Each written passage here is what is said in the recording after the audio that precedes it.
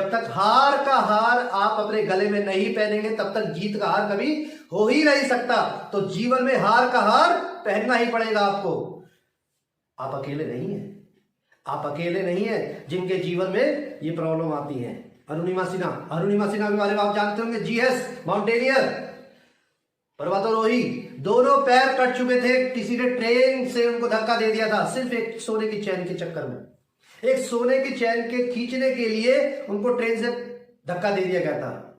और सोचिए, जिस लेडी के दोनों पैर कट चुके हैं और आज वो वर्ल्ड की 4 हाईएस्ट पीक को सबमिट कर चुकी है। क्यों? क्योंकि साहब ये गोल्डन लाइन है, ध्यान से रखिए, क्योंकि कोई भी व्यक्ति शरीर से अपाहिज नहीं होता है, दिमाग से अपाहिज होता है।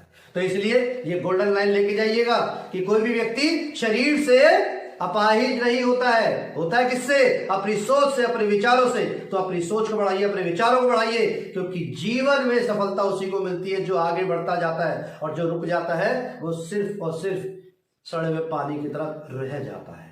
तो इसीलिए समस्याएं आ रही हैं, आनी भी चाहिए। और ये याद रखिए, अगर आपके जीवन में समस्याएं आ रही हैं, अगर आपके जीवन में विफलताएं आ रही हैं, असफलताएं ही आ रही हैं, तो याद रखिए आप सही ट्रैक पर हैं। करते जाइए, करते जाइए, करते जाइए। जीवन में सफलता एक दिन जरूर मिलेगी, एक दिन जरूर मिलेगी। कहते कि जीवन में सफलता एक दिन में नहीं मिलती, पर एक दिन जरूर मिलती है। तो इसलिए अपने जीवन में को आगे बढ़ाइए, असफलताओं को थैंक यू बोलिए, क्योंकि मेरे को उससे कुछ सीखने को मिला। आगे बढ़िए, और आगे बढ़ते हुए जो अपने प्रयास है अपना 100% करिए, ऊपर वाला 100% आपको जरूर देगा, पर अपना 100% पहले हमें खुद करना पड़ेगा। उसके बाद इब्राहिम लिंकन, कितने साल हम सोचते कि यार हमने 1 साल मेहनत करी, हम बेकार हो गए, बेकार हो गए, बर्बाद हो गए, हमने इतनी विफलता मिली, हमें असफलता ही मिली, हमें सफल हो ही नहीं पा रहे। कितने साल? 1 साल करी साहब, 2 साल मेहनत करी, 4 साल मेहनत करी, 5 साल मेहनत करी।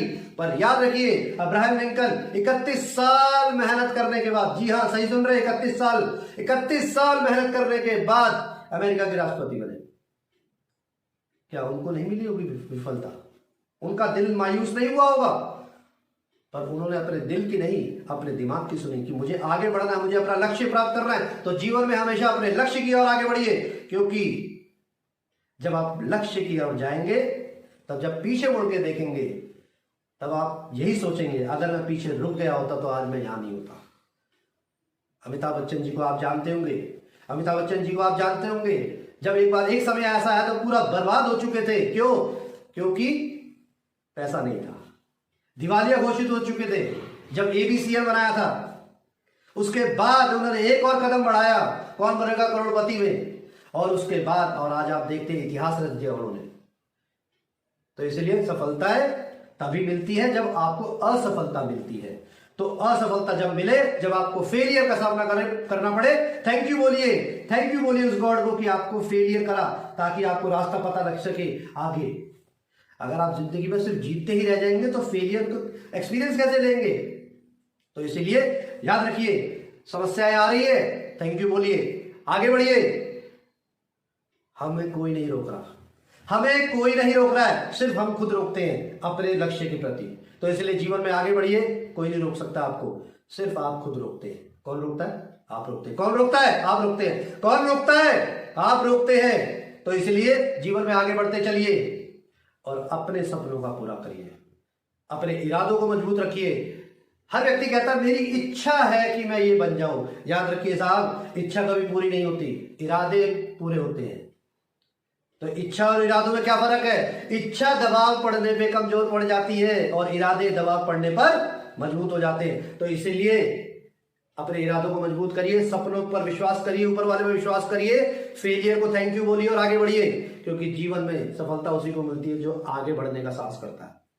तो आज का मेरा वीडियो मेरा बहुत इंपॉर्टेंट था। बाउंस बैक, कौन सा था? बाउंस बैक, कि हमें विफलताओं के बाद भी आगे बढ़ना है। बाउंस बैक, अपने आप को वादा करिए कि विफलताएं आएंगी, थैंक यू बोलूंगा ईश्वर को भी और उस विफलता को भी, कि मुझे उस विफलता से सीखने का मौका मिला, थैंक यू।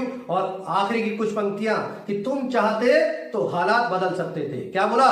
तुम चाहते तो हालात बदल सकते थे, गम के आंसू खुशी में बदल सकते थे, और तुम तो ठहरे एक तालाब की तरह जिसमें पानी सड़ जाता है। तुम तो ठहरे एक तालाब की तरह, और अगर दरिया बनते तो कहीं दूर निकल सकते थे।